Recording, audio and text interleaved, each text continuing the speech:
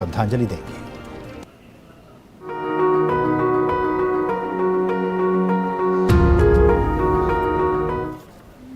आज की कड़ी में हम क्रांतिकारी स्वतंत्रता सेनानी राजेंद्र नाथ लाहिड़ी को श्रद्धा सुमन अर्पित कर रहे हैं। इनका जन्म 29 जून 1901 को वर्तमान बांग्लादेश के पबना में हुआ था। लाहिड़ी ने अशफाक उल्लाह खां, राम प्रसाद बिस्मिल और रोशन सिंह ठाकुर के साथ मशहूर काकोरी षड्यंत्र में भाग लिया था।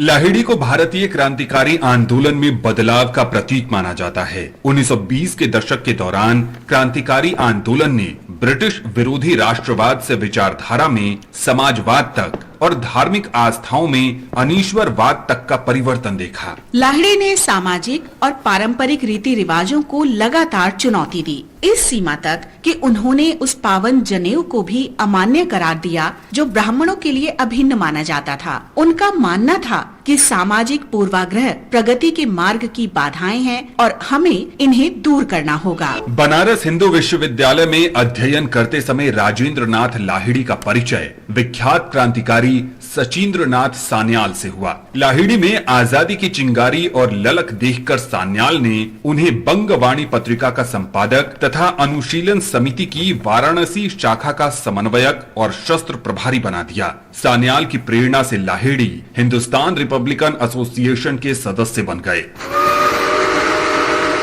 9 अगस्त 1925 को इतिहास प्रसिद्ध काकोरी षड्यंत्र को अंजाम दिया गया।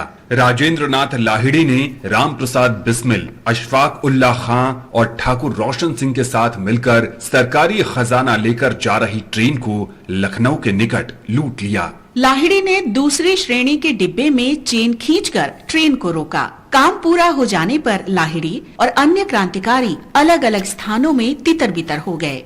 काकोरी घटना के बाद लाहिड़ी और 8 अन्य क्रांतिकारियों को बम बनाने का काम सीखने के लिए दक्षिणेश्वर की एक बम फैक्ट्री में भेजा गया। बताया जाता है कि उनके काम के दौरान विस्फोट की एक तेज आवाज ने पुलिस को सतर्क कर दिया और वे सभी गिरफ्तार कर लिए गए। दक्षिणेश्वर बम मामले में लाहिड़ी को साजिश का मुख्य आरोपी पाया गया और 10 वर्ष की सजा देकर अंडमान की सेल्यूलर जेल भेज दिया गया। हालांकि जब काकोरी मामला शुरू हुआ तो लाहिड़ी को साजिश रचने में सहयोगी पाया गया और सुनवाई के लिए उन्हें सेल्यूलर जेल से लखनऊ सेंट्रल जेल स्थानांतरित कर दिया गया। यहाँ अन्य क्रांतिकारियों के साथ उन पर मुकदमा चलाया गया। 17 दिसंबर 1927 को लाहिड़ी को उत्तर प्रदेश के गोंडा जिला जेल में फांसी दे दी गई। फांसी देने की तय तारीख से 2 दिन पहले ही, क्योंकि ब्रिटिश अधिकारियों को भय था कि ये क्रांतिकारी जेल से भाग निकलेंगे। लाहिड़ी की फांसी न केवल क्रांतिकारियों के इतिहास में अमिट है, बल्कि ये मृत्यु दंड के इतिहास में भी अंकित है, क्योंकि ऐसा पहली बार हुआ था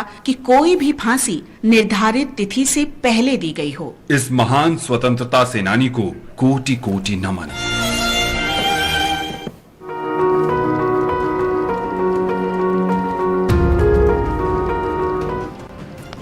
और अब बात मौसम की।